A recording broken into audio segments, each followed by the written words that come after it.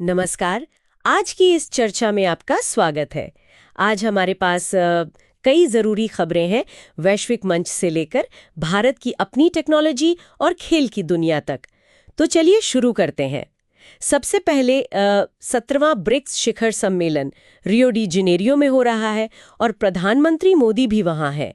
इस बार की थीम समावेशी और टिकाऊ शासन के लिए वैश्विक दक्षिण सहयोग को सशक्त बनाना। ये तो काफी वजनदार थीम लगती है। बिल्कुल। और ये सिर्फ थीम नहीं है, इसका असर भी दिख रहा है।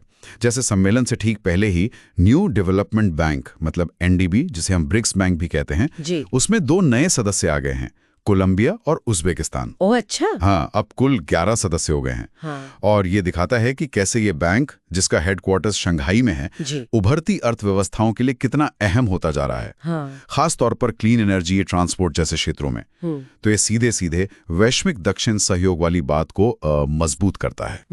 सही कहा। और इधर भारत में भी टेक्नोलॉजी के मोर्चे पर काफी कुछ चल रहा है। दिल्ली में एक राष्ट्रीय बायो बैंक का उद्घाटन हुआ है। CSIR IGB में है ना? जी हाँ, CSIR IGB में। और इसका मकसद बहुत बड़ा है, बहुत महत्वाकांक्षी है।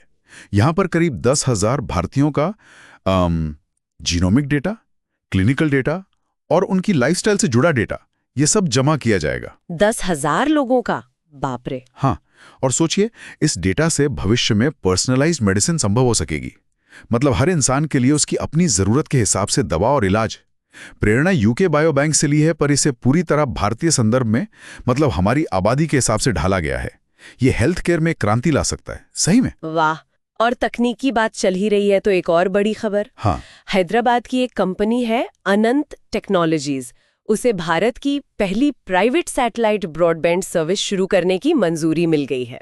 जी बिल्कुल, INSpace ने ये मंजूरी दी है और लक्ष्य है कि 2028 तक ये सेवा शुरू हो जाए, और वो भी पूरी तरह से भारत में बने सैटेलाइट से।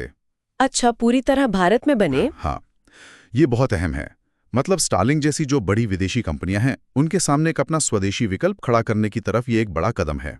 और ये जो सर्विस है, ये भूस्थिर कक्षा से चलेगी, जो धरती से करीब 35,000 किलोमीटर ऊपर होती है। ओह, तो कवरेज अच्छी रहेगी। हाँ, क्योंकि सैटेलाइट पृथ्वी के साथ ही घूमता है, तो एक ही जगह पर फोकस रहता है, लगातार कवरेज मिलती है। अच्छा, तकनीक और राजनीति का भी एक दिलचस्प मेल देखने को मिल रहा है। एलन मस्क वो अब एक नई पॉलिटिकल पार्टी बना रहे हैं, अमेरिका पार्टी नाम से। हाँ, उन्होंने सोशल मीडिया X पर इसका ऐलान किया है और उनका आरोप है कि जो मौजूदा पार्टियां हैं, रिपब्लिकन और डेमोक्रेट, वो बहुत ज्यादा अनियंत्रित खर्च करती हैं और उनमें भ्रष्टाचार है। हालांकि एक बात ध्यान रखने वाली है कि अमेरिकी कानून के हिसाब से वो खुद राष्ट्रपति नहीं बन सकते, क्योंकि उनका जन्म अमेरिका में नहीं हुआ है। अच्छा, ये पेंच है। जी, पर देखना होगा कि ये पार्टी अमेरिकी राजनीति में क्या हलचल मचाती है। अच्छा, वैश्विक स्तर पर एक और बड़ा कदम पर्यावरण को लेकर।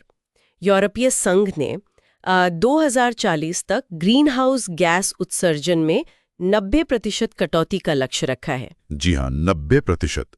ये बहुत ही महत्वाकांक्षी लक्ष्य है। इसकी तुलना 1990 के लेवल से की जाएगी और ये उनके 2050 तक कार्बन न्यूट्रल बनने के बड़े प्लान का हिस्सा है।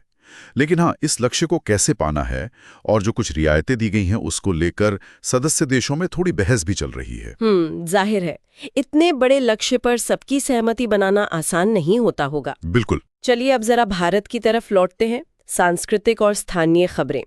उड़ीसा के पुरी में भगवान जगन्नाथ का वो प्रसिद्ध सुनाबेशा समारोह हुआ। हाँ, सुनाबेशा बहुत ही भव्य होता है ये। इसमें देवताओं को सोने के गहनों से सजाया जाता है। और इसी से जुड़ी एक और अहम खबर है, पुरी को अब नगर निगम का दर्जा दिया जा रहा है। अरे वाह। जी, मुख्यमंत्री मोहन चरण मांझी ने घोषणा की है। तो अब पुरी जो है वो ओडिशा का 6ठा नगर निगम बन गया है। इसका सीधा असर ये होगा कि शहर का जो इंफ्रास्ट्रक्चर है, खासकर जहां लाखों श्रद्धालु आते हैं हर साल, उसके सुधार के लिए ज्यादा फंड और बेहतर प्लानिंग हो पाएगी। ये तो बहुत अच्छी बात है पुरी के लिए। अच्छा, आर्थिक जगत से भी एक खबर है।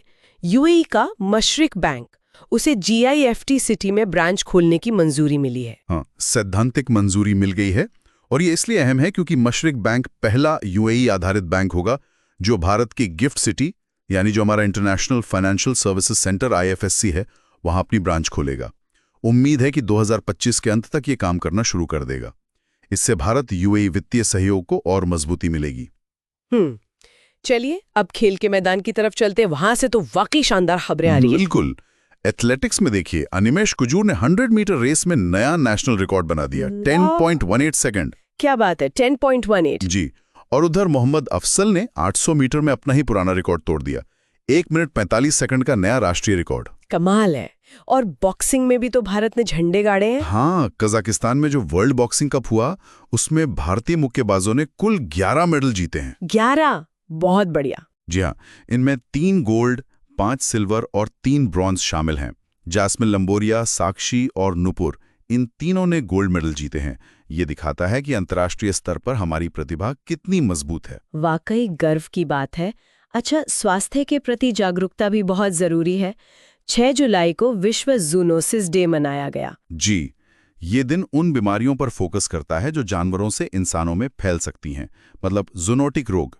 और इस मौके पर ICMR यानी भारतीय चिकित्सा अनुसंधान परिषद ने एक बहुत अहम लक्ष्य पर जोर दिया है। 2030 तक भारत से कुत्तों के जरिए होने वाले रेबीज को पूरी तरह खत्म करना। ये बहुत जरूरी लक्ष्य है, उम्मीद है पूरा हो। इन सब अच्छी खबरों और विकास के बीच एक दुखद खबर भी है। ऑस्ट्रेलियाई अभिनेता जूलियन मैकमोहन का निधन हो गया है। हाँ, ये दुखद समाचार है। वे 56 साल के थे और कैंसर से जूझ रहे थे। उन्हें कई लोग फैंटास्टिक फोर में डॉक्टर डूम के रोल से या निपट, चार्म्ड जैसी टीवी शोज से जानते होंगे। हाल ही में वो FBI मोस्ट वांटेड में भी थे। उन्हें याद किया जाएगा। जी बिल्कुल।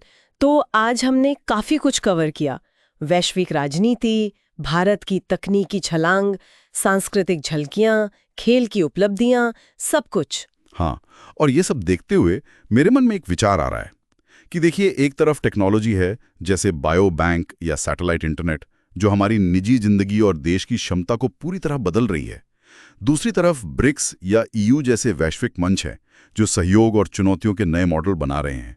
तो सवाल ये उठता है कि भविष्य में, मतलब आने वाले समय में, एक व्यक्ति, एक देश और ये जो पूरा वैश्विक समुदाय है, इनके बीच का संतुलन कैसे बनेगा, ये कैसे विकसित होगा? इस पर सोचना काफी दिलचस्प होगा।